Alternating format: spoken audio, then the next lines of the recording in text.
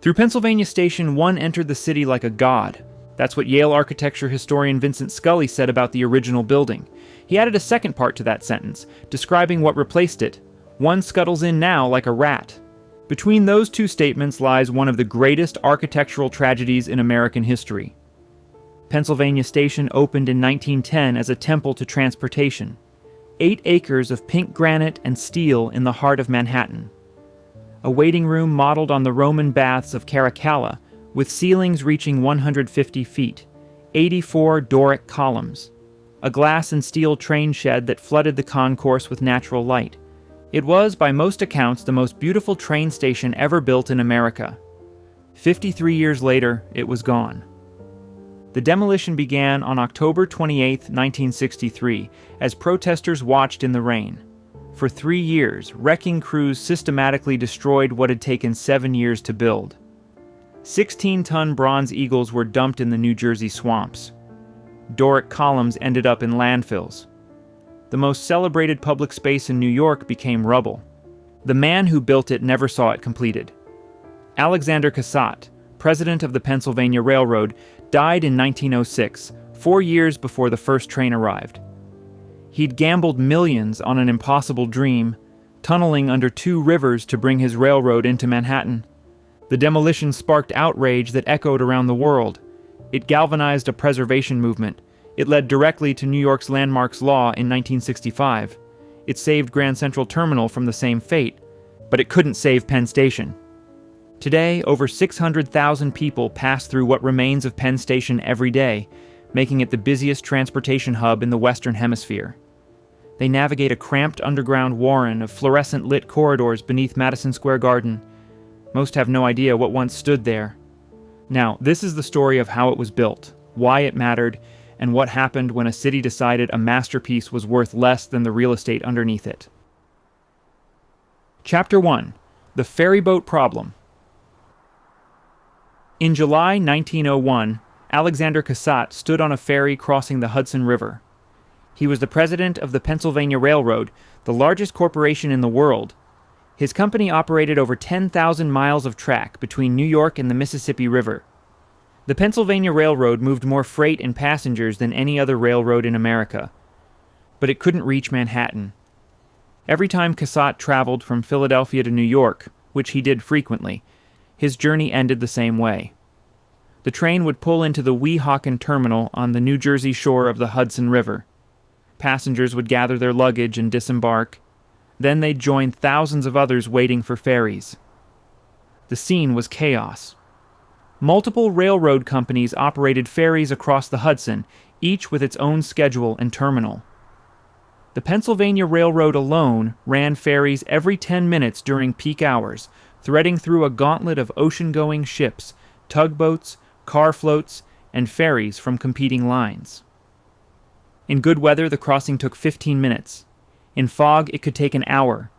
In winter, ice sometimes blocked the river entirely, stranding passengers for days. This wasn't just inconvenient, it was humiliating. The Pennsylvania Railroad prided itself on being the standard railroad of the world. It operated the finest equipment. It maintained the highest safety standards. It connected every major city from New York to Chicago. Except it didn't actually connect to New York. It stopped at the water's edge. The problem was the Hudson River. At the point where railroads approached Manhattan, the river was nearly a mile wide and 100 feet deep. No bridge technology of the late 19th century could span that distance. Tunneling seemed impossible. The riverbed consisted of silt and mud that would collapse under pressure. So railroads stopped in New Jersey, and passengers took boats. The situation gave the Vanderbilt family an enormous advantage. Their New York Central Railroad approached Manhattan from the north, crossing the much narrower Harlem River. They'd built Grand Central Terminal at 42nd Street and Park Avenue in the 1870s. Every passenger and freight shipment heading to Manhattan from the west had to either use Vanderbilt's lines or take a ferry. The Vanderbilts charged accordingly. For Alexander Cassat, this was intolerable.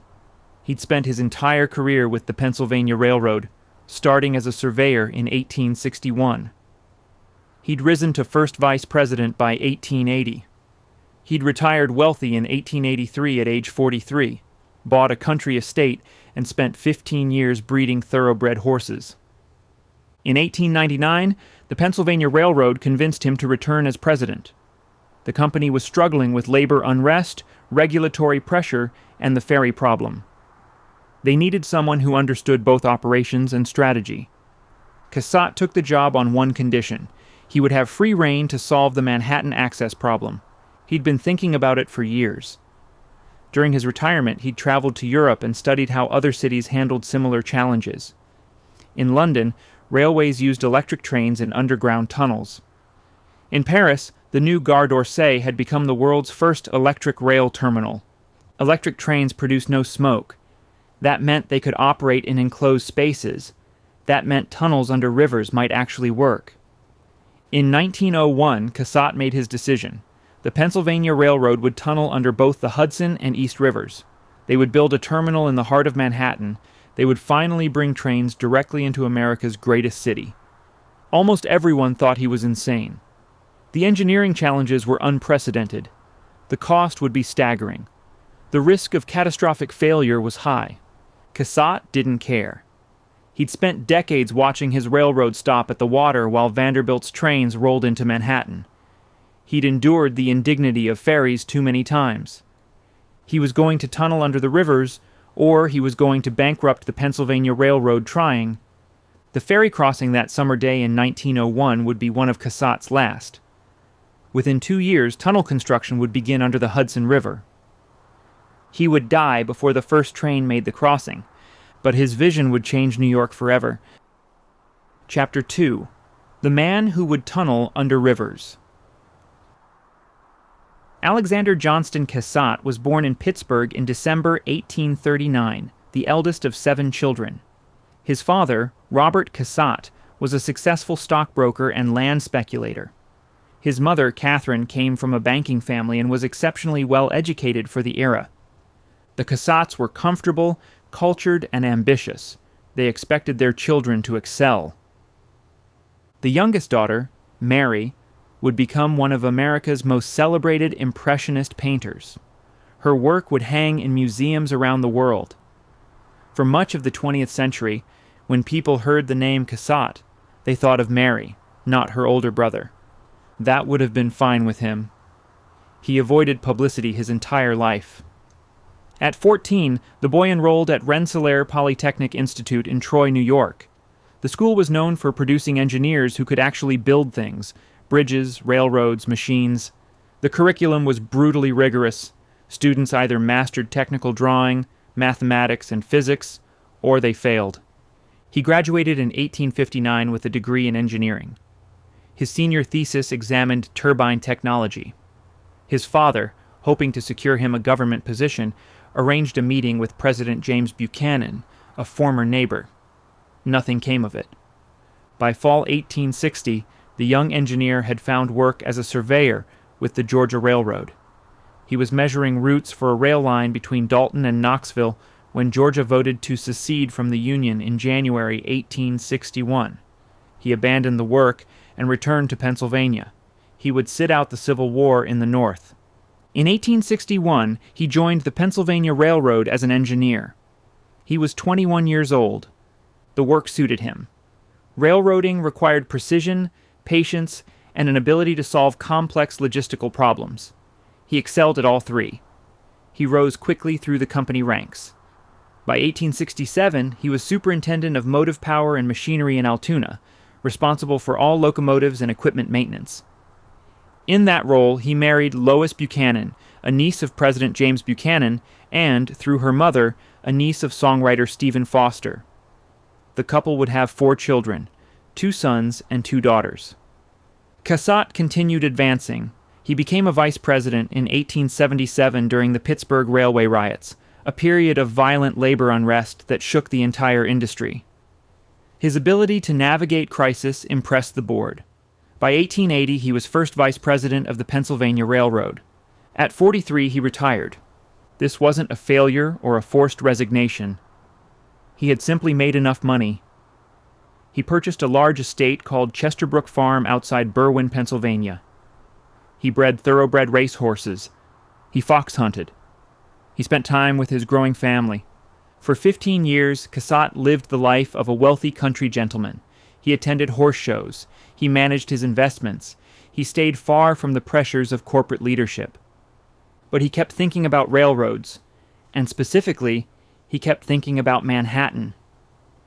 In 1892, a Pennsylvania Railroad executive named Samuel Rea had proposed 5 different methods for reaching Manhattan. One involved tunneling using electric trains based on systems Rea had studied in London. The board had considered it too risky and too expensive. Cassat disagreed. During his retirement, he traveled frequently to Europe. In the summer of 1901, he visited Paris at Rea's suggestion. The Gare d'Orsay had opened the previous year as the world's first electric rail terminal. Trains ran through tunnels, powered by electricity rather than steam. No smoke. No ventilation problems. It worked perfectly. He became convinced. Tunneling under the Hudson and East Rivers was feasible. Electric trains could operate safely underground. The technology existed. All that was needed was courage and capital. When the Pennsylvania Railroad Board approached him about returning as president in 1899, Cassat negotiated carefully. He would take the position, but he would have complete authority to pursue the Manhattan Tunnel project. No interference from the board. No second-guessing his decisions. They agreed. He became president of the Pennsylvania Railroad on June 9, 1899. He was 59 years old, returning from comfortable retirement to tackle the most ambitious engineering project in American history. His peers thought he'd lost his mind. J.P. Morgan, who'd worked with Cassat on railroad consolidations, respected him, but doubted the tunnel scheme would work. The engineering community was skeptical. The press called it reckless. He ignored them all. Cassat had spent his career solving problems others considered insurmountable. This was simply the biggest one yet. He believed the Pennsylvania Railroad had an obligation beyond profit. It was reportedly the nation's largest corporation.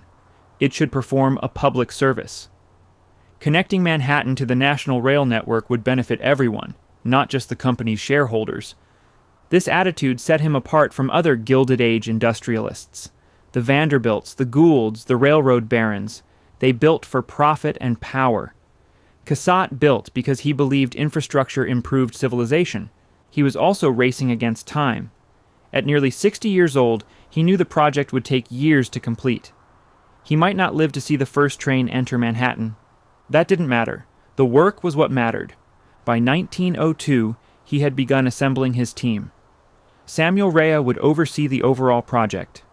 Charles Jacobs, who'd attempted tunneling under the East River in the 1890s before running out of money, would serve as chief engineer.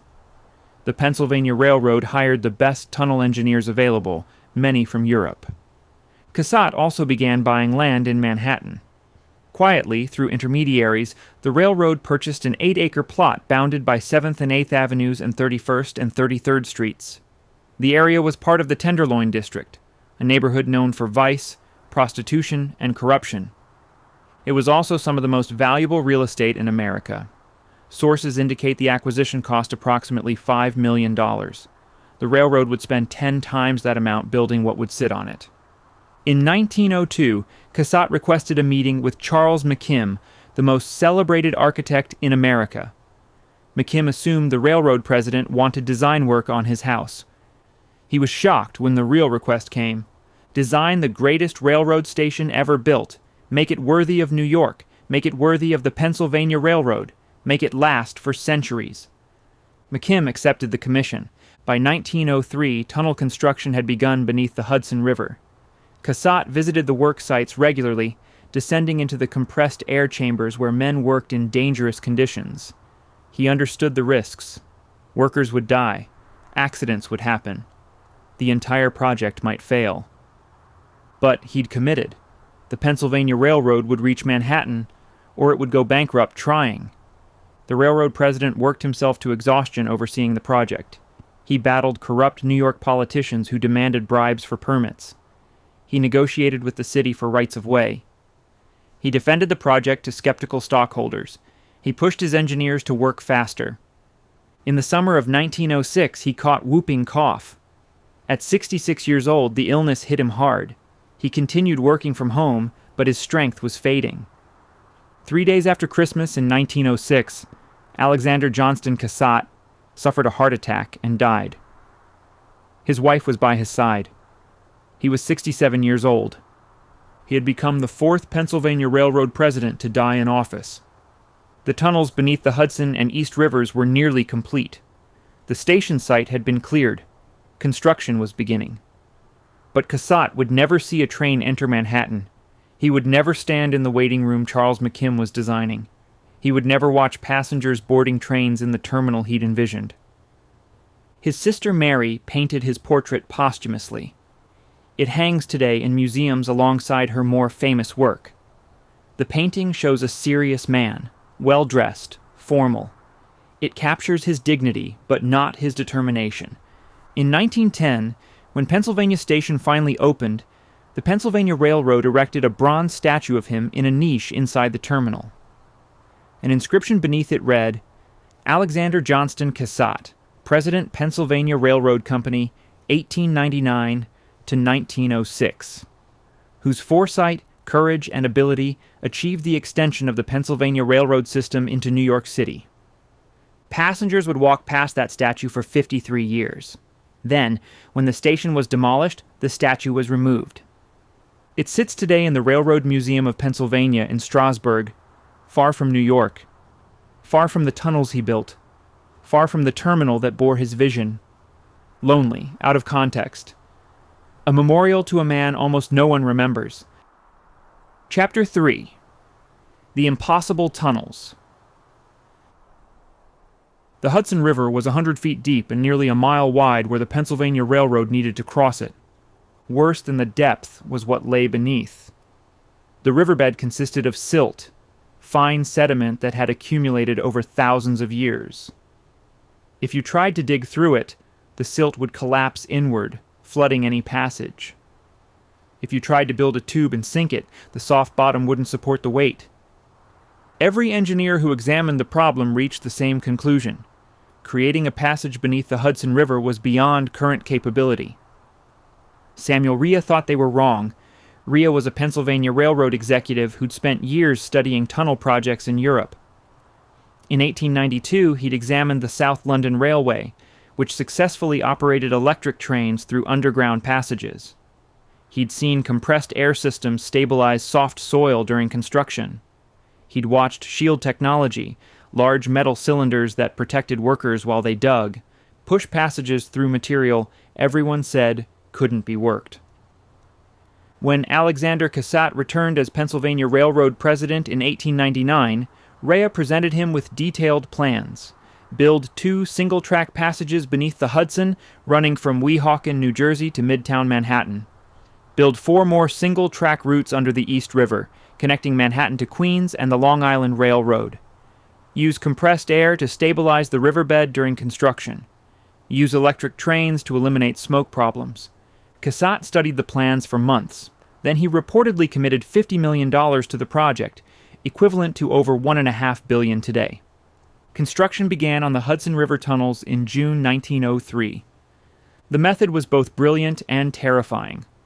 Workers would excavate from inside large cylindrical shields made of cast iron. These shields were pushed forward using hydraulic jacks.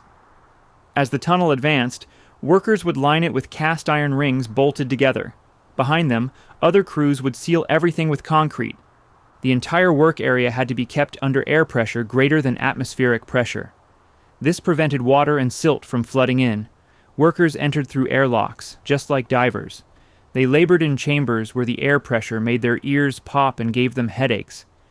If they ascended too quickly after their shift, they risked caisson disease, what we now call the bends, which could cripple or kill them. Charles Jacobs supervised the construction. He'd attempted similar work in the 1890s, boring beneath the East River for the Long Island Railroad. That project had been abandoned after fatal accidents, and the financial panic of 1893 drained funding. Workers had died from caisson disease. Fires had broken out in the compressed air chambers. Investors had fled. Jacobs knew exactly how dangerous this work was. The Pennsylvania Railroad hired experienced crews, many of them sand hogs, men who specialized in compressed air construction beneath rivers. These laborers understood the risks. They worked in teams, advancing the shield a few feet each day, lining the passage as they went. The work was slow. A good day meant advancing 6 feet. Many days they advanced less. Sometimes they hit unexpected rock or harder sediment and made almost no progress. And men died. In 1904, a blowout occurred in one of the Hudson passages. Compressed air found a weak point in the riverbed and erupted upward through the silt. The pressure suddenly dropped inside the work area. Water and mud poured in before crews could seal the breach. 2 men drowned, others barely escaped. The accident made national news. Critics called for the project to be abandoned. Some engineers said it proved working beneath the Hudson was too dangerous. Cassat ordered work to continue. The breach was sealed. Air pressure was increased. New safety protocols were implemented. The shields pushed forward. The Pennsylvania Railroad kept quiet about subsequent accidents. Men continued dying, from caisson disease, from equipment failures, from the dozens of small disasters that occur when you work 100 feet underwater in compressed air. The exact number of deaths was never publicly disclosed.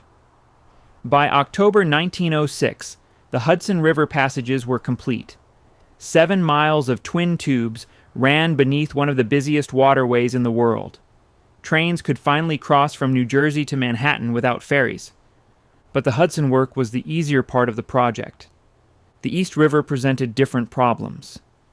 4 single-track passages had to be bored below the river, connecting Manhattan to Queens. These routes needed to link Pennsylvania Station to the Long Island Railroad and to Sunnyside Yard, where trains would be maintained and assembled. The East River construction began in 1904. The geology was different, more rock, less silt. In some ways, this was better. Rock didn't collapse like silt, but it was also harder to excavate. Progress was even slower. The shields pushed through bedrock foot by foot. Laborers used explosives to break up harder sections, a dangerous practice in confined, pressurized spaces.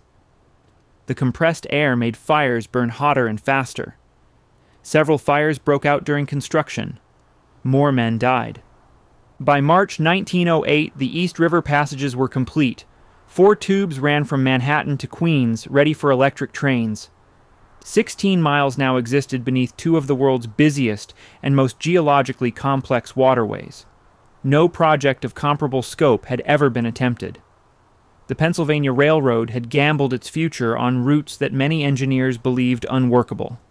They'd succeeded. But success had required more than engineering. It required accepting that men would die building this connection.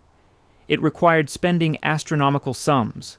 Sources indicate the final cost exceeded $112 million, over $3 billion in today's money. It required vision that extended beyond quarterly profits to think about what a railroad should mean to a nation. The completed work was elegant in its simplicity. Cast iron and concrete tubes, perfectly round, running through river bottom that everyone said couldn't support such construction. Invisible to everyone except the workers who built them and the passengers who would use them. And they're still there. The same passages commissioned in 1903. The same cast iron rings Charles Jacobs's crews bolted together. The same concrete that sealed out the Hudson and East Rivers over a century ago. Every day, over 600,000 passengers travel through those routes. Amtrak trains, New Jersey Transit trains, Long Island Railroad trains, all using the infrastructure built between 1903 and 1908. The work outlasted the station it was built to serve. It outlasted the Pennsylvania Railroad itself, which went bankrupt in 1970. It's outlasted everyone who built it. Cassat's vision was to bring trains into Manhattan. He succeeded. The method he chose, boring beneath rivers using electric trains, proved not just feasible but permanent. The passages remain. They work. They carry more passengers now than they did when they opened. That was the foundation. The underground infrastructure that made everything else achievable. Now someone needed to design what would sit on top of it. Chapter 4. McKim designs a temple. Charles Follen. McKim was in his mid-50s when the telegram arrived. He was in Washington discussing renovations to the White House with President Theodore Roosevelt. The work was significant, restoring the executive mansion to a more dignified state after years of modifications. McKim was the obvious choice.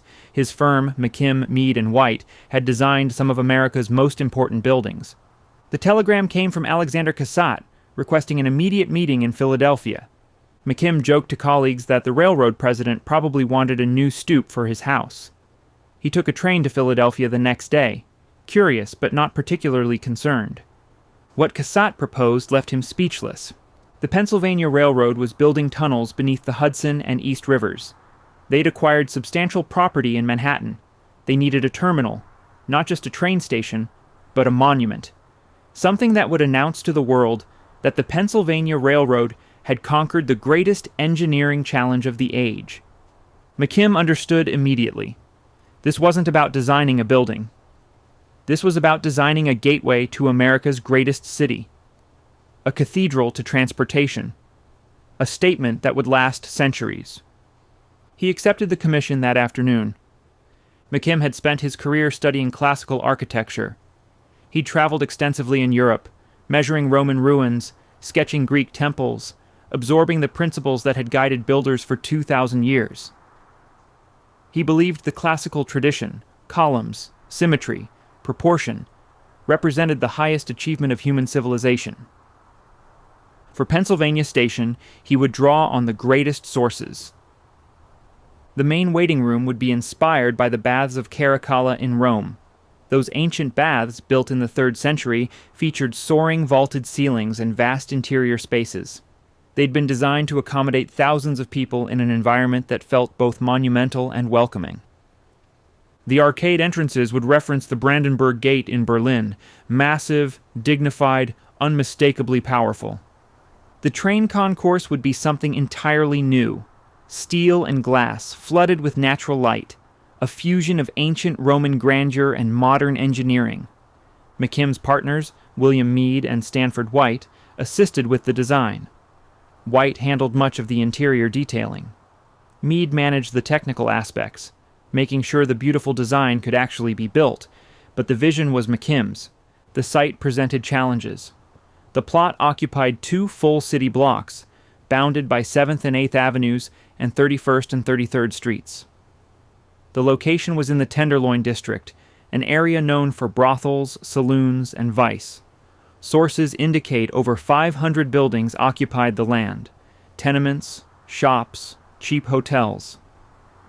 The Pennsylvania Railroad demolished all of it. Clearing the site took months. Families were displaced, businesses closed, an entire neighborhood vanished to make room for what would replace it. The railroad compensated property owners, but not generously. This was before modern urban renewal laws. If the railroad wanted your building, you sold or faced legal proceedings. By 1904, the site was clear. Foundation work began. The scale was staggering. The main waiting room alone would measure roughly 300 feet long, 100 feet wide, with ceilings reaching 150 feet. The entire complex would span 2 city blocks. When completed, it would reportedly be the largest building ever constructed at one time. McKim specified pink granite for the exterior. Doric columns, 84 of them, would line the waiting room. These weren't decorative. They were structural, supporting the massive weight of the roof above. The columns would be unfluted based on the classical Greek Doric order: simple, strong, eternal. For the train concourse, McKim designed an entirely different aesthetic. Steel arches would support a glass roof, creating a light-filled space that felt modern and forward-looking. Passengers would move from the Roman-inspired waiting room into this steel and glass cathedral, then down to the platforms below. The design created a procession. Enter through one of the arcades. Pass through the general waiting room. Vast, dignified, inspiring. Move to the train concourse. Bright, functional, impressive. Descend to the platforms. Organized, efficient, clean. Every element served both practical and symbolic purposes. The waiting room told you this was important. The concourse told you this was modern. The platforms told you the railroad worked. Construction proceeded through 1905, 1906, 1907.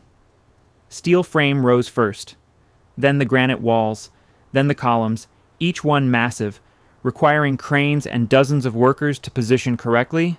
McKim visited the site regularly during the early years. He was aging. He'd suffered health problems and the stress of running a major architectural firm. But he pushed himself to oversee this project.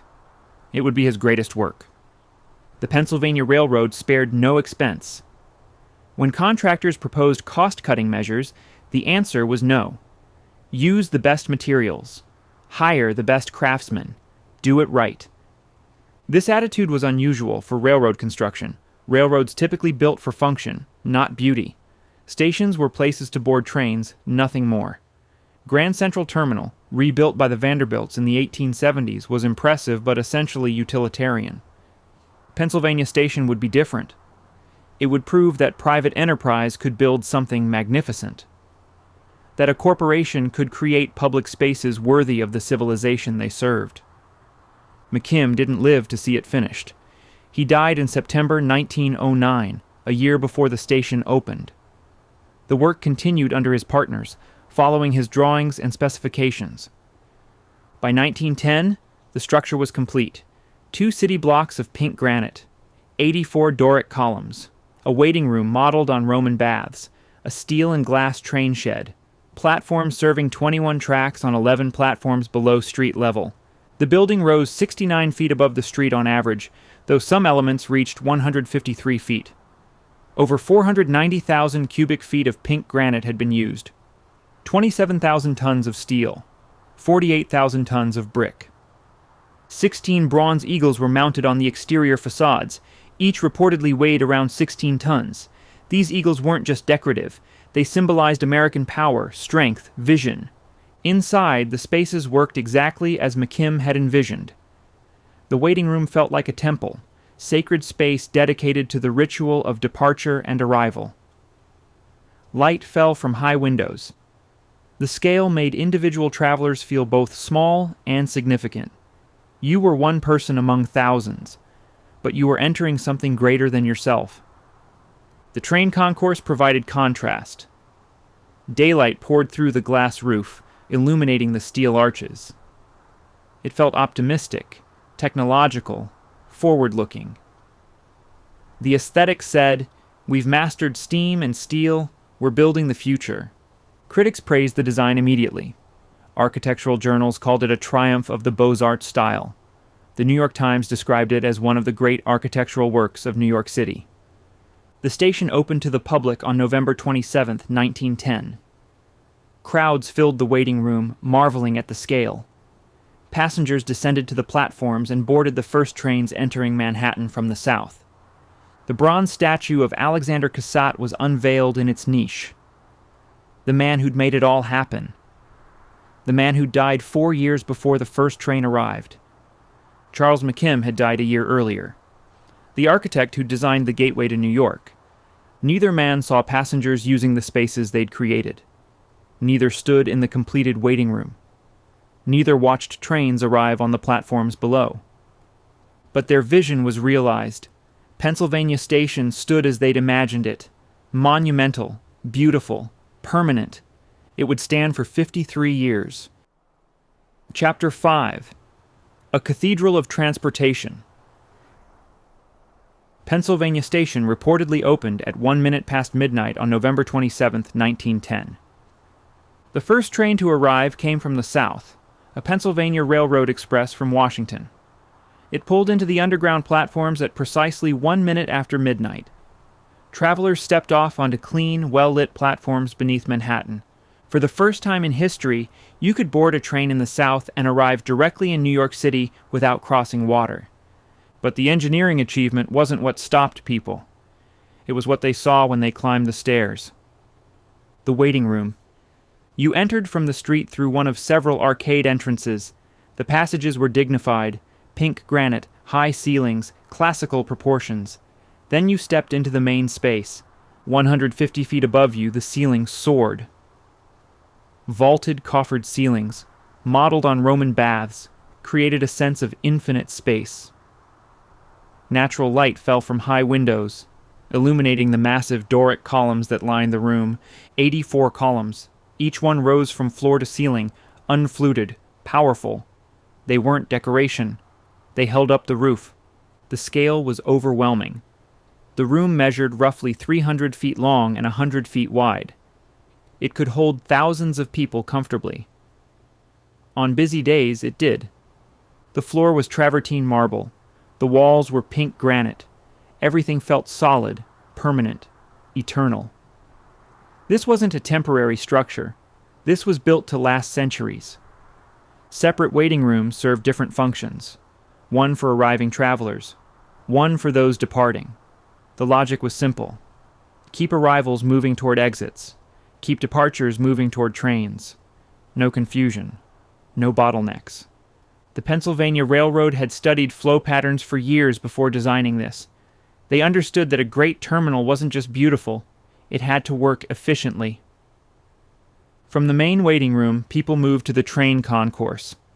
The contrast was deliberate. Where the waiting room felt ancient and timeless, the concourse felt modern and technological. Steel arches supported a vast glass roof.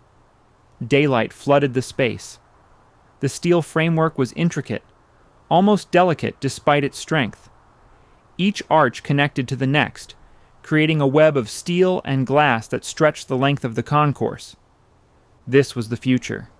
Steel and glass and electric trains. No smoke, no soot, no darkness.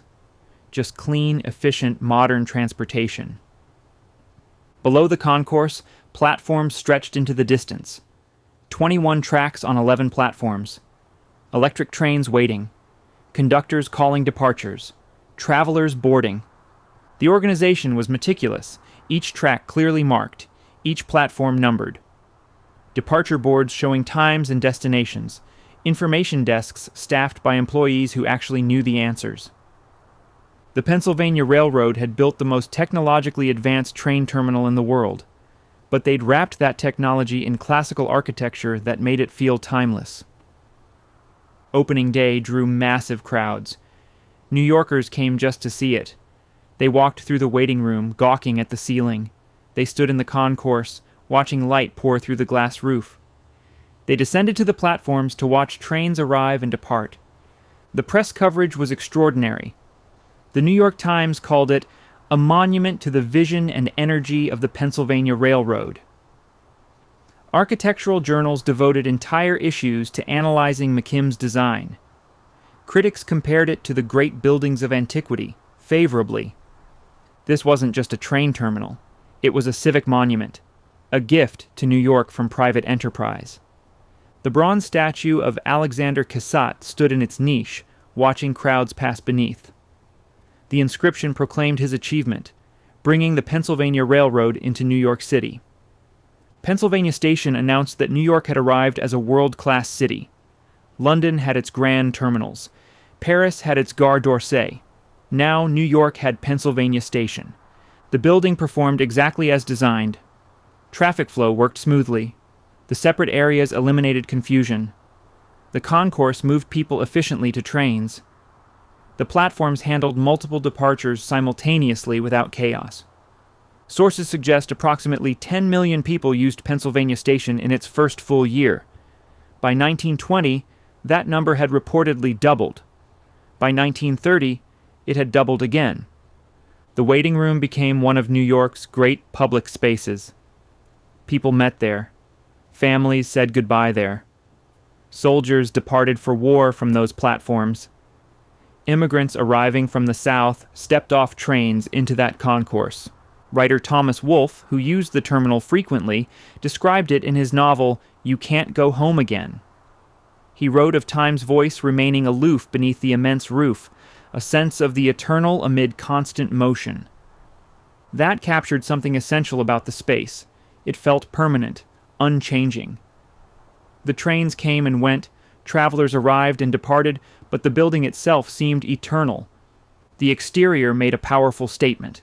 The arcade entrances suggested Roman triumphal arches. The Doric colonnade along 7th Avenue proclaimed classical strength. The 16 bronze eagles perched on the facade symbolized American power. From the street, you knew this was important before you even entered. The architecture told you, great things happen here. Inside, every detail reinforced that message. The ticket windows featured ornate metalwork. The information booth was positioned centrally, easy to find. The clocks were visible from anywhere in the main hall. Signs directed people clearly. The Pennsylvania Railroad had thought through every aspect of the experience. This wasn't just about moving crowds efficiently, though it did that brilliantly. It was about making the journey feel significant. When you departed from Pennsylvania Station, you weren't just catching a train. You were participating in something grand. You entered through that magnificent waiting room. You passed through the modern concourse. You boarded your train on clean, well-lit platforms. The entire experience said, "This matters. You matter. Travel is important." For nearly 5 decades, Pennsylvania Station would serve that function. It would be the gateway to New York for millions. It would represent American ambition, American engineering, American aesthetics. The building that Alexander Cassat envisioned and Charles McKim designed would become one of the most beloved structures in New York City. It would become so familiar that people stopped really seeing it. It was just there, permanent, unchangeable. That familiarity would eventually become dangerous. When something feels permanent, you stop believing it can disappear. Chapter 6. The Golden Age. In 1911, sources indicate approximately 10 million people passed through Pennsylvania Station. They came from Philadelphia, Washington, Baltimore. They connected to Long Island trains. They commuted from New Jersey, and the numbers grew every year. By 1920, the terminal reportedly handled over 40 million annually. By 1930, that figure had reached approximately 60 million. The growth seemed endless. The terminal wasn't just serving long-distance travelers. It had become essential to regional commuting. The tunnels that Alexander Cassat had built connected New Jersey suburbs to Manhattan jobs. Every morning, thousands of workers poured out of trains onto the platforms, climbed to the concourse, and dispersed into the city. Every evening, the flow reversed. Workers returned to the platforms, boarded trains, disappeared into the tunnels heading west. This wasn't what Cassat had primarily envisioned. He'd imagined Pennsylvania Station as a hub for long-distance travel, connecting New York to the rest of the nation. But the tunnels made commuting practical, and the commuters came. Within 10 years of opening, sources suggest 2/3 of those using the terminal were commuters, not long-distance travelers. The facility adapted: more frequent train service, better signage for rushed commuters, faster flow through the concourses. But the architecture remained grand. Even commuters rushing to catch trains couldn't help but notice the scale. The waiting room still inspired awe. The concourse still flooded with light. World War I brought different crowds. In 1917 and 1918, soldiers departed by the thousands. Young men in uniform, families saying goodbye, uncertain when or if they'd return. The main hall became a gathering place for farewells. Photographers captured scenes of mothers hugging sons, wives embracing husbands, children waving to fathers boarding trains. The building represented both hope and loss. Trains carried soldiers toward ships that would take them to Europe. The same trains would bring some of them back. Others would never return. After the war, traffic returned to normal rhythms. Business travelers, families on vacation, students heading to colleges, the wealthy traveling between estates, the middle class discovering that train travel had become affordable. The 1920s were the golden age. The economy boomed. People traveled more. The terminal handled the volume smoothly. Fashion changed dramatically during this period. Women's hemlines rose. Cloche hats became standard. Men wore suits with broader shoulders. The waiting room became a showcase for contemporary style. Well-dressed crowds moving through classical architecture. The contrast was striking. Ancient Roman proportions framing thoroughly modern people, past and present existing together. Red caps, porters wearing red caps who carried luggage, became fixtures. They knew every platform, every shortcut, every way to help people navigate efficiently. Tips supported their families. Regular travelers developed relationships with favorite redcaps who remembered their preferences. The information booth in the center of the main hall became legendary. Staff there knew everything about every train. They could route travelers to obscure destinations, suggest connections, explain delays. During the 1930s, despite the Great Depression, Pennsylvania Station remained busy. Train travel was still the primary way to move between cities. Airlines existed, but served few people. Automobiles were common, but highways connecting major cities were limited. If you wanted to travel from New York to Chicago, you took a train from Pennsylvania Station. The Depression changed the mood more than the volume. Fewer people traveled for pleasure. More traveled for necessity, looking for work, visiting struggling family, moving to where opportunities might exist. The main hall saw more threadbare suits, more worried faces, more families traveling with all their possessions. But the facility itself remained magnificent. The Pennsylvania Railroad maintained it meticulously. The marble floors stayed clean. The brass fixtures stayed polished. The glass roof of the concourse was washed regularly. This wasn't just pride, it was practical.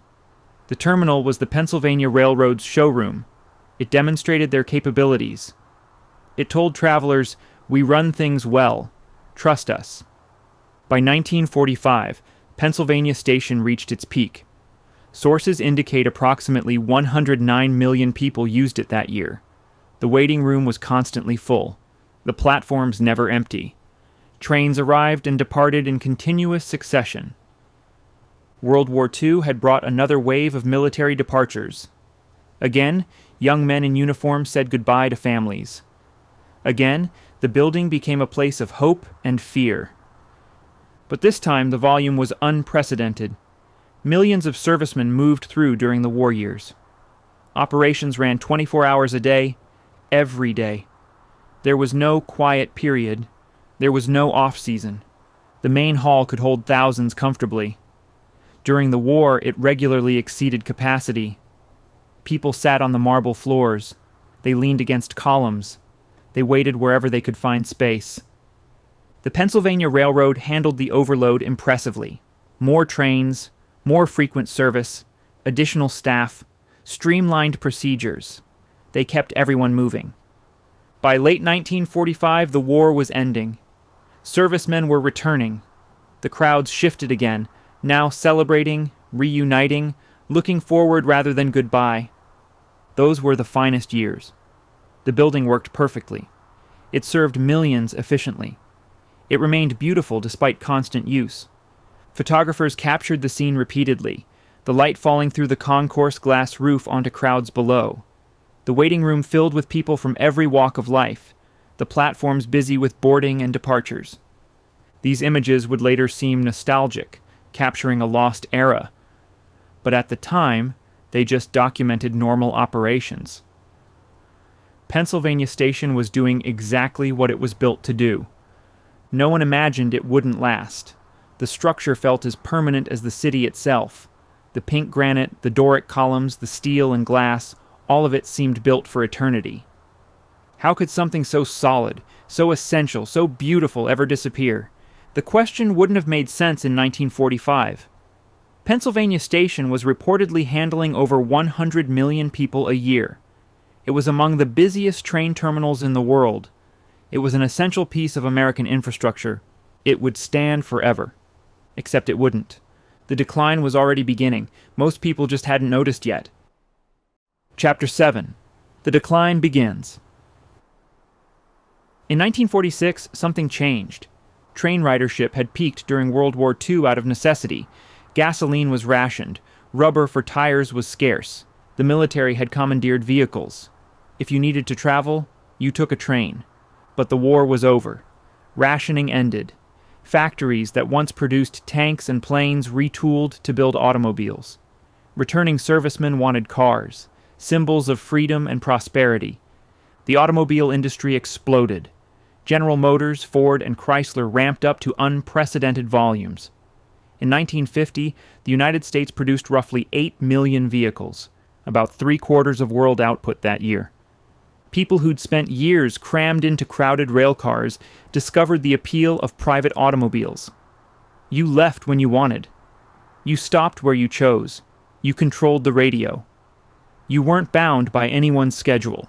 For the station on 7th Avenue, the impact was gradual but relentless.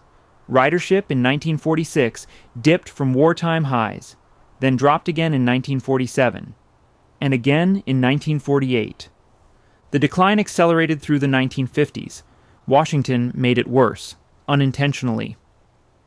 In June 1956, President Eisenhower signed the Federal Aid Highway Act, launching the Interstate Highway System, the largest public works program in American history up to that time.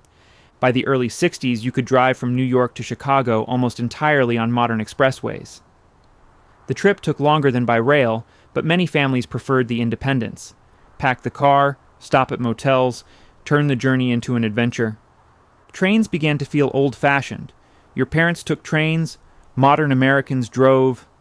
Then came the jet age. Commercial aviation had existed since the 1920s, but remained expensive and limited.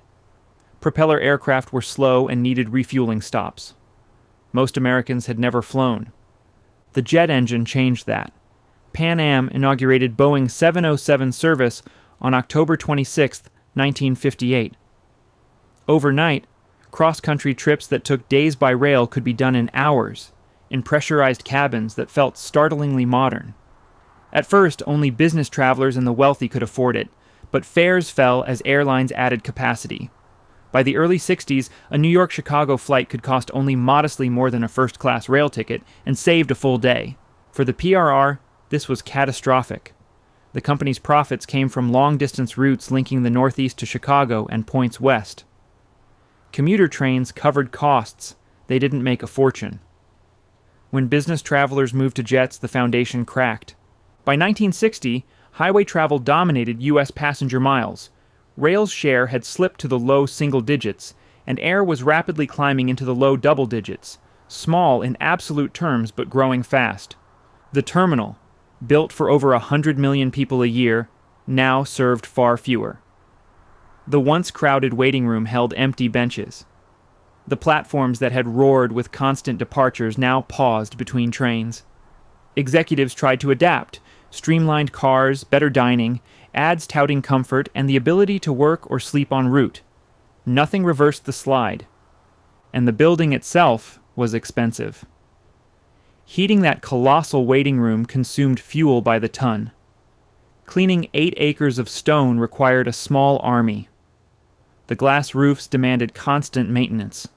When 100 million passed through, those costs made sense. When traffic fell by half, they were crushed. The company's finances deteriorated through the 1950s. Once the nation's wealthiest corporation, it was now struggling. Passenger service lost money. Freight faced competition from trucks flying along the new interstates. Cash was short, and the land beneath the station spanned 2 midtown blocks. It was among the most valuable sites in Manhattan, worth far more than the railroad could earn running trains below. Developers had courted the company for years. The board resisted. The Great Hall was essential, its public face, its symbol of permanence. But symbols don't pay bills. By the late 50s, directors explored alternatives, sell the air rights above the tracks, and keep trains running in a smaller facility below grade. Architects said it could be done. The underground infrastructure could stay. Everything above street level could be replaced. Travelers would descend into a compact concourse instead of McKim's temple. The math was compelling. Sell the air rights for tens of millions, get a new subterranean terminal at no cost, and shed staggering maintenance bills. Serious negotiations began in 1960. Meanwhile, the building faded. Budgets shrank. Marble lost its polish. Brass dulled. Soot filmed the glass.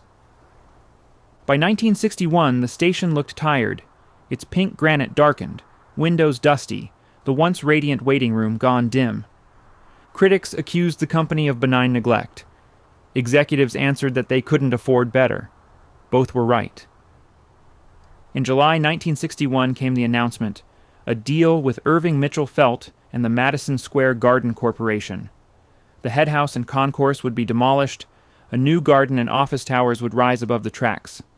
In return, the railroad would receive a new underground terminal at no cost, a reported 25% stake in the complex, and roughly $30 million for the air rights. For a struggling corporation, the logic seemed impeccable. For architecture, for history, and for New York City, it was a disaster. The headline on July 25, 1961, said it all. New Madison Square Garden to rise atop Penn Station. The demolition itself barely made the front page. Most New Yorkers couldn't quite believe it. The building had always been there. They were serious. Work on the underground terminal would begin immediately. Demolition of everything above street level would follow within 2 years. Pennsylvania Station had stood for 51 years. It would survive only 2 more. Chapter 8. The Deal. Irving Mitchell. Felt thought big. In 1960, he controlled the Madison Square Garden Corporation, operator of the venerable but aging arena on 8th Avenue between 49th and 50th Streets. It seated 18,000, lacked modern amenities, and sat on land that had become too valuable for sports alone. Felt wanted a new garden, larger, modern, financially bulletproof. He needed space, transit access, and an address corporate tenants would pay for. The 2 blocks above the PRR's Manhattan terminus checked every box. Direct access to 3 rail systems and multiple subway lines, right in Midtown. The railroad owned it, and the railroad needed cash. Felt approached in 1959 with a blunt proposal. The garden would purchase the air rights, demolish everything above street level, and build a new 20,000-seat arena with office towers. In exchange, the developers would construct a new, efficient underground terminal at no cost to the railroad. The PRR would keep a 25% stake in the complex, ongoing revenue for a company short on it. For the board, the numbers were persuasive, an upfront payment reportedly around $30 million, sharply lower operating costs, and a facility scaled to contemporary traffic. President James Symes defended the decision in the press. The Grand Head House cost over $1 million a year to operate and maintain, passenger volumes had collapsed from wartime highs, and the company was losing money on every departing train. The gist of Symes's public argument is well documented, even if precise annual figures vary by source. From a balance sheet perspective, he had a point. The temple no longer fit the era's economics. But it wasn't just a building. It was McKim, Mead, and White's masterpiece, the gateway through which millions had experienced New York. The July 1961 announcement shocked architects. Even many modernists, no fans of Beaux-Arts classicism, recognized the station's significance. Within days, 5 young architects formed AGBANY, the Action Group for Better Architecture in New York, to fight the demolition. Their first protest took place on August 2, 1962, from 5 to 7 p.m. outside the 7th Avenue facades. Hand-lettered signs read, "Shame," and "Don't amputate, renovate." Contemporary accounts put the initial turnout in the hundreds, swelling with press attention. The Municipal Art Society soon joined. Prominent voices rallied: Jane Jacobs, Philip Johnson, former First Lady Eleanor Roosevelt. The New York Times critic Ada Louise Huxtable launched a series of scathing columns calling the plan a monumental act of vandalism and warning that New York would be judged not by the monuments we build, but by those we have destroyed. Through late 1962 and into 1963, protests grew. Letters flooded City Hall. Petitions circulated. A GBANY filed a formal brief opposing approvals for the new arena. The City Planning Commission heard them, then approved the necessary actions in January 1963. Alternative schemes to save the head house went nowhere. The preservationists had lost, and there was, crucially, no landmark law to save the building. On October 28, 1963, in a cold rain, demolition began. It would last 3 years. The Great Hall fell, bronze eagles were carted away, columns landed in New Jersey Phil. The trains kept running beneath a steel workdeck, while the city's most celebrated public room vanished. From the outrage came something permanent. In 1965, New York City enacted its landmarks law, too late for the station, just in time for Grand Central. Chapter 9. The Protests. The announcement that Pennsylvania Station would be demolished hit New York like a quiet shock. At first, few believed it. Newspapers focused on the promise of a new Madison Square Garden, on progress, on modernity.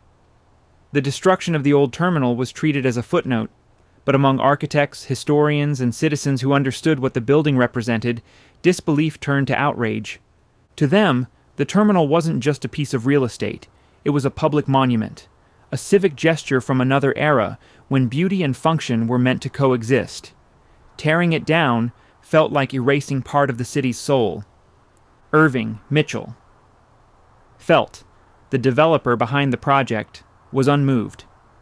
50 years from now, he reportedly said, people will be sitting in this garden, not in some old railroad station. To preservationists, those words became symbolic of everything wrong with the plan, profit and convenience placed above culture and memory. In the summer of 1962, 5 young architects decided to fight back. Peter Sampton, Norval White, Jordan Grusin, Richard Kaplan, and Elliot Wilensky formed a small organization with an unwieldy name, the Action Group for Better Architecture in New York. They called it AGBANY. None of them had money or political influence. What they had was conviction. If the city was willing to destroy its greatest public building, someone had to speak out. Their first protest took place on August 2, 1962. From 5 to 7 in the evening, they gathered outside the 7th Avenue facade beneath the great Doric columns. Their signs were handmade. Shame. Don't amputate, renovate. Save our station. Commuters poured out of the building, glancing at the young protesters holding placards in the summer heat. Some shook their heads and hurried past. Others stopped to listen. Reporters appeared. Photographers began snapping pictures. By the end of the evening, more than 200 people had joined. The next morning, photographs of the protest appeared in newspapers around the country. For the first time, a public demonstration in America had been staged not to defend a cause or a policy, but a building. Momentum grew quickly. The Municipal Art Society, which had long argued for preservation, threw its weight behind the effort.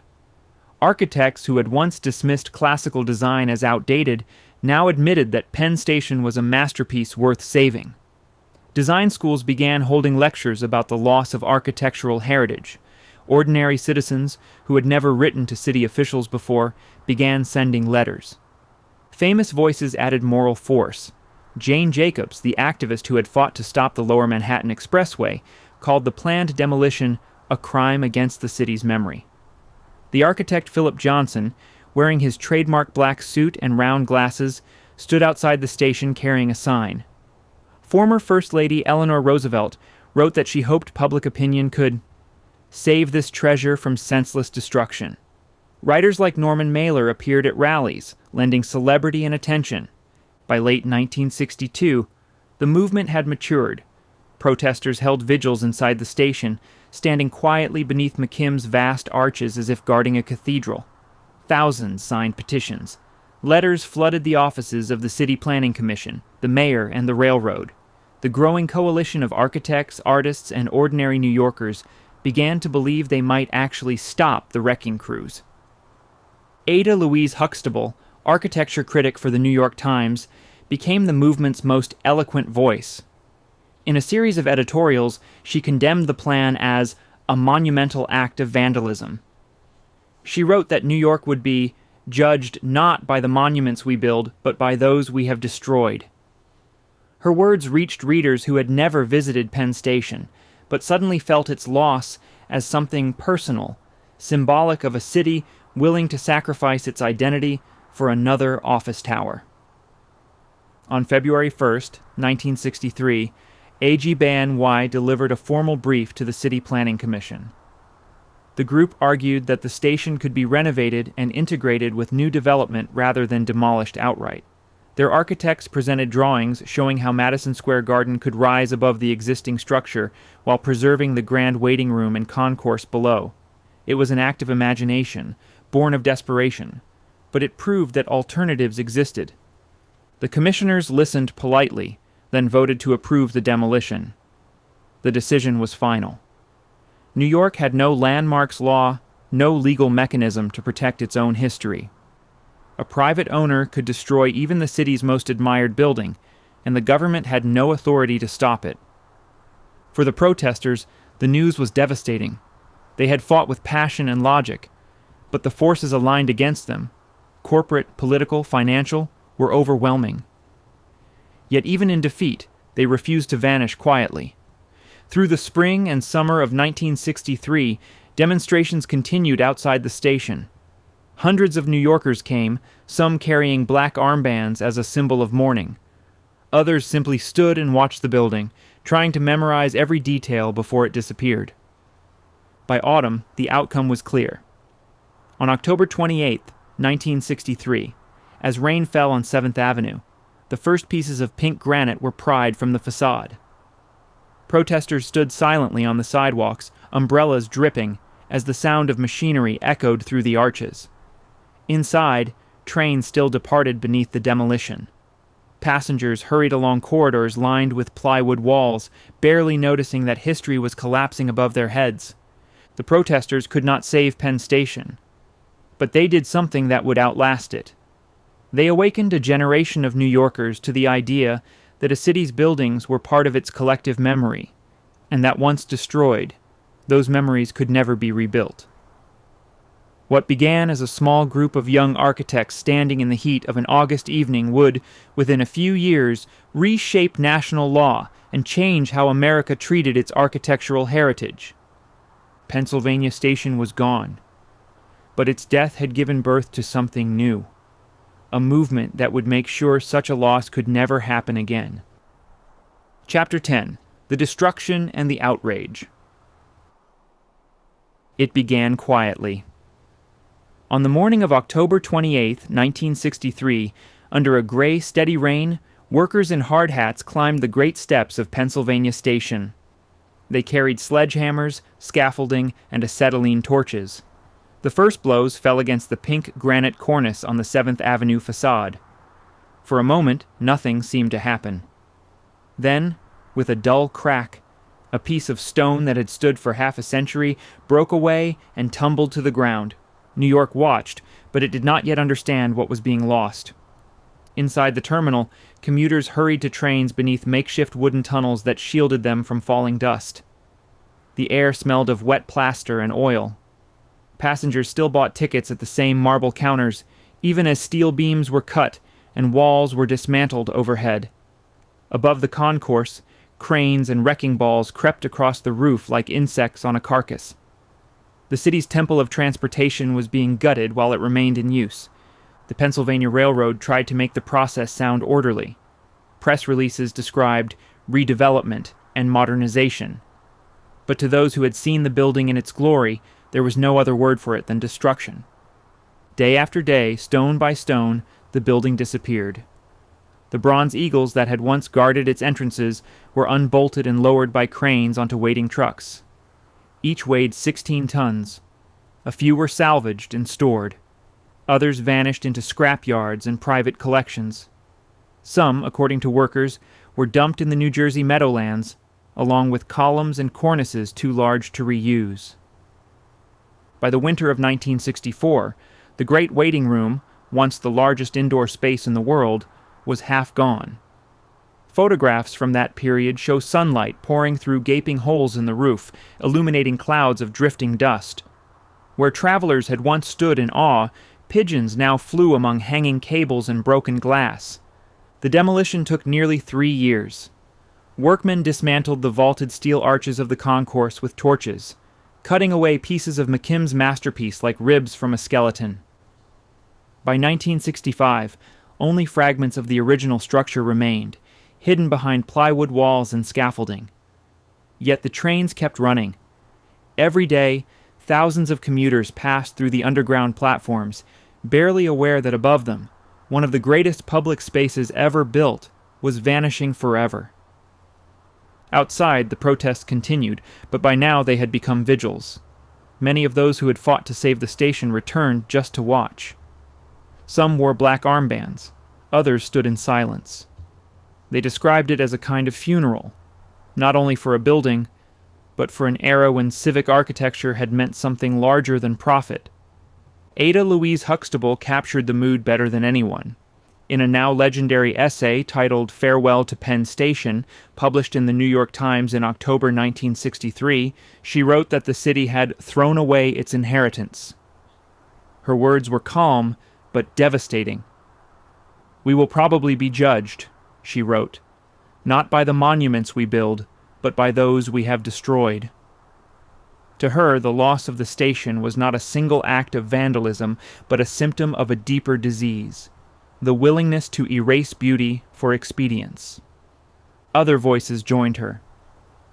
The historian and Yale professor Vincent Scully compared the experience of entering the old station to being greeted by the gods, and the new underground terminal to scurrying in like a rat.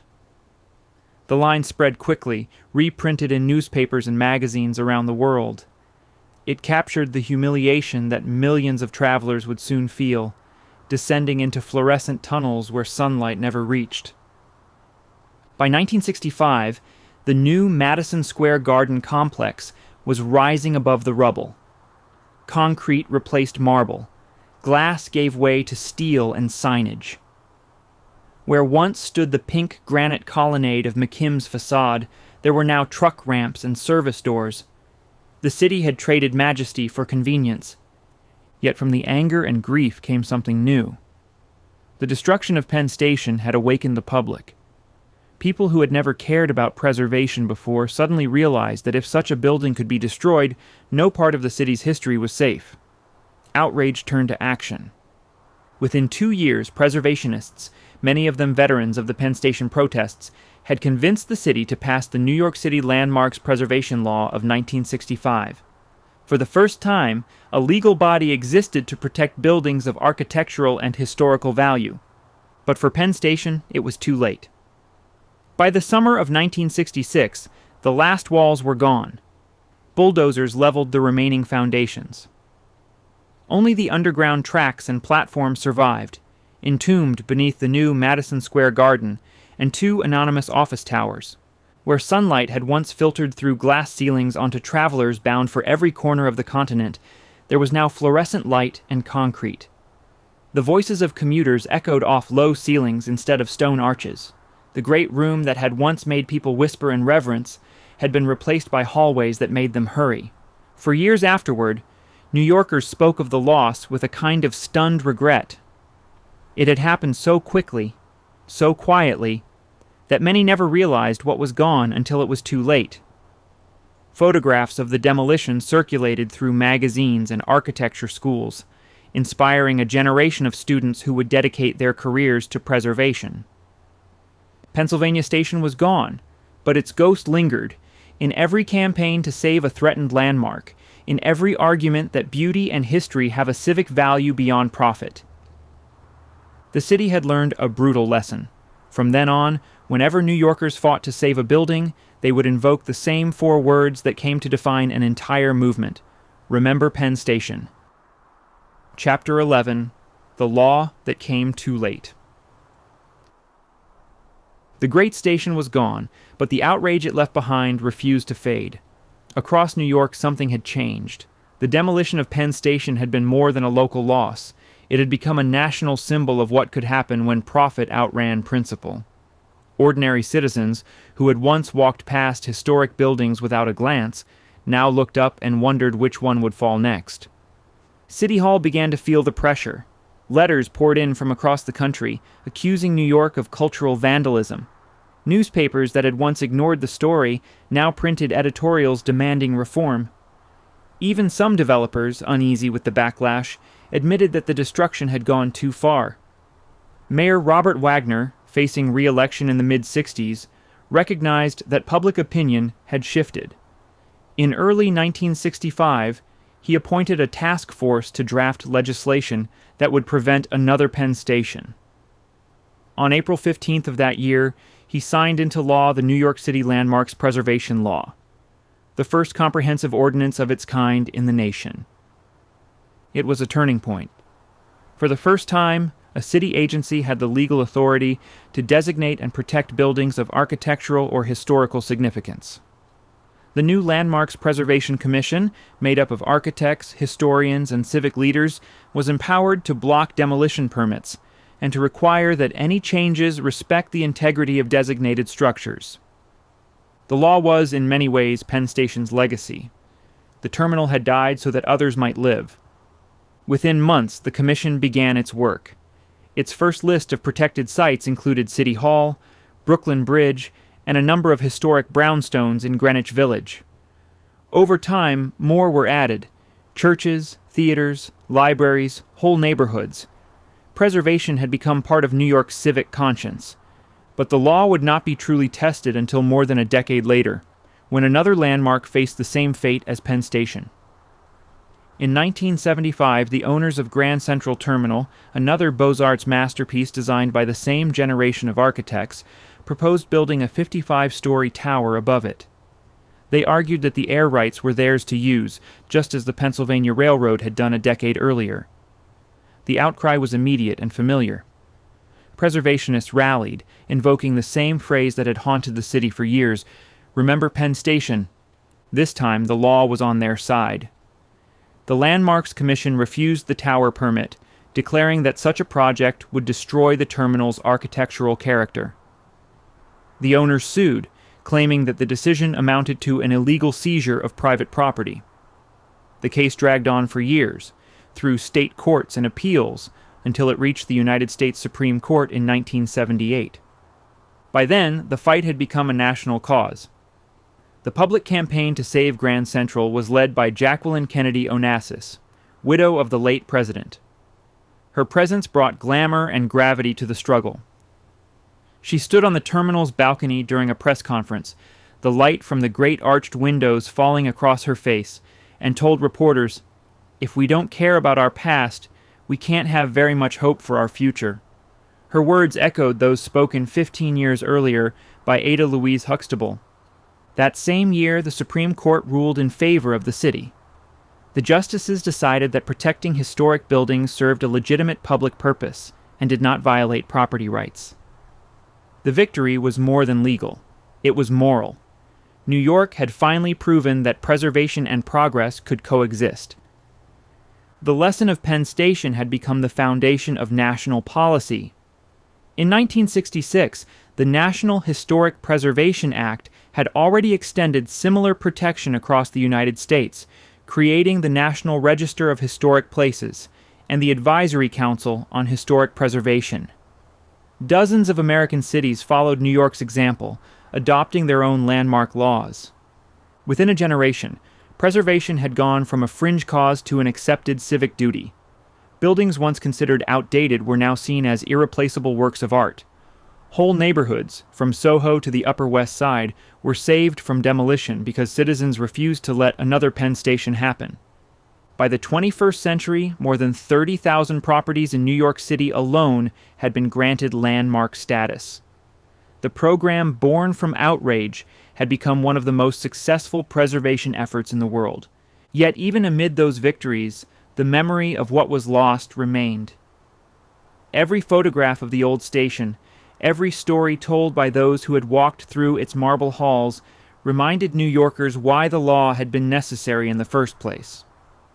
The fight for Penn Station had ended in defeat, but that defeat had changed the course of American cities forever. Chapter 12. What Remains. Today, the trains still run beneath the same streets where McKim's Temple once stood. But the experience could not be more different. The modern Penn Station is buried underground, a maze of low ceilings, fluorescent lights, and narrow corridors that pulse with the movement of more than 600,000 people every day. It is the busiest transportation hub in the Western Hemisphere, yet almost no one looks up. There is nothing to see. Commuters hurry through tiled tunnels lined with advertisements and vending machines. The air hums with the sound of electric fans and distant trains. Signs point in every direction, but few offer a sense of place. For millions of travelers, Penn Station is not an arrival. It is an obstacle, something to get through on the way to somewhere else. Above it all stands Madison Square Garden, wrapped in steel and concrete.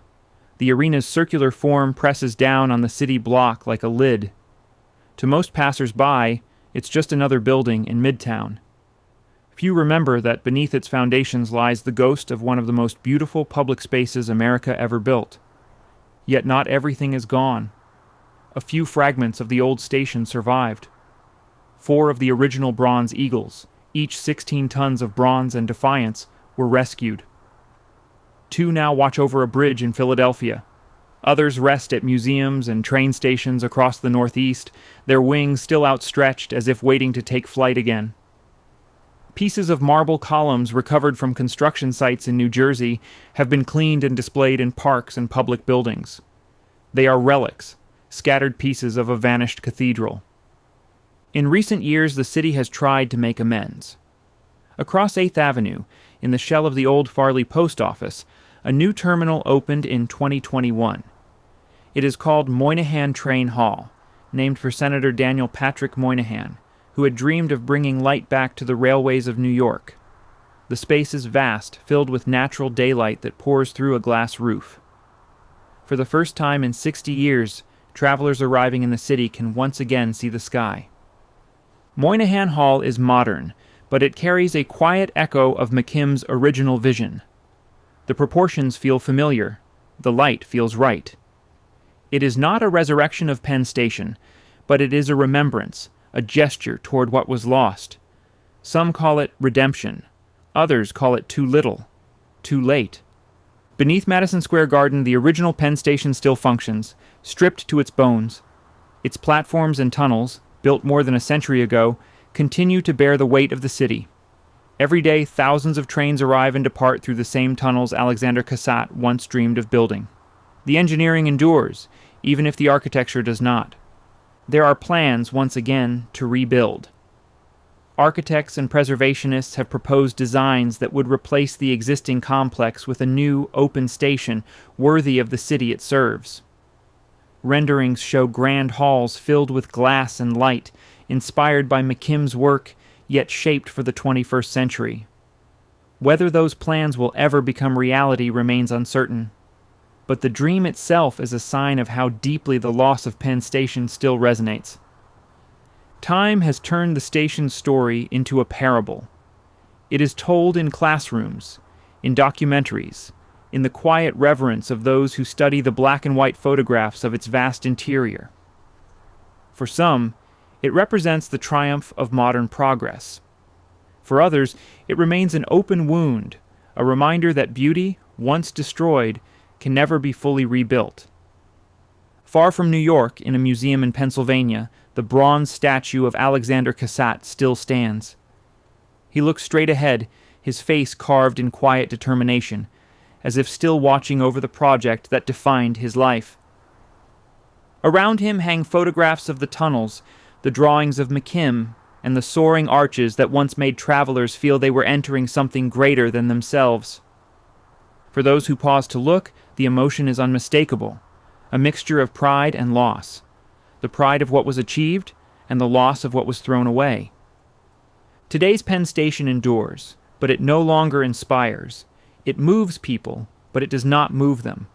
And yet every time someone walks through Moynihan Hall and lifts their eyes toward the light streaming down through its roof, they are reminded of what once stood here, a building that made ordinary travelers feel like citizens of a great city.